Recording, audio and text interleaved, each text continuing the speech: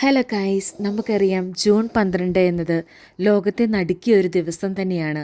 ഒത്തിരി സ്വപ്നങ്ങളുമായി അഹമ്മദാബാദിലെ സർദാർ വല്ലഭായ് പട്ടേൽ വിമാനത്താവളത്തിൽ നിന്നും ലണ്ടൻ ഗ്യാറ്റ്വിക് ഇൻ്റർനാഷണൽ എയർപോർട്ടിലേക്ക് പറന്നിറങ്ങേണ്ട എയർ ഇന്ത്യയുടെ AI-171 ബോയിങ് 787 വിമാന ദുരന്തത്തിൽ 230 യാത്രക്കാരും ക്യാപ്റ്റനുമടക്കം 12 ജീവനക്കാരുടെ ജീവനാണ് പൊലിഞ്ഞത്.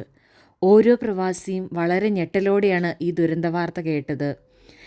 നിയന്ത്രണം നഷ്ടപ്പെട്ട വിമാനം അഹമ്മദാബാദിലെ വിമാനത്താവളത്തിനടുത്തുള്ള മെഖാനിലെ ജനവാസ മേഖലയിലാണ് തകർന്നു വീണത്. DJ മെഡിക്കൽ കോളേജ് ഹോസ്റ്റൽ കെട്ടിടത്തിന് മുകളിലേക്ക് വിമാനം തകർന്നു വീണപ്പോൾ നഷ്ടമായത് ഒത്തിരിയേറെ ജീവനുകളാണ്.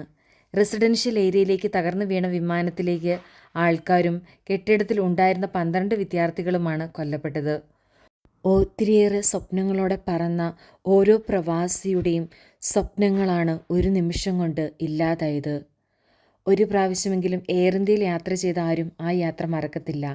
അത്ര ദുരിതം നിറഞ്ഞ യാത്രയാണ് എയർ ഇന്ത്യ ഫ്ലൈറ്റ് നമുക്ക് സമ്മാനിച്ചിട്ടുള്ളത്.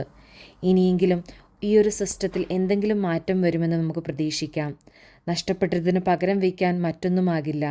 എങ്കിലും ദുരിതത്തിൽ മരിച്ച എൻ്റെ എല്ലാ സഹോദരീ സഹോദരന്മാർക്കും ഹൃദയത്തിൽ നിറഞ്ഞ ആദരാഞ്ജലികൾ നേരുന്നു.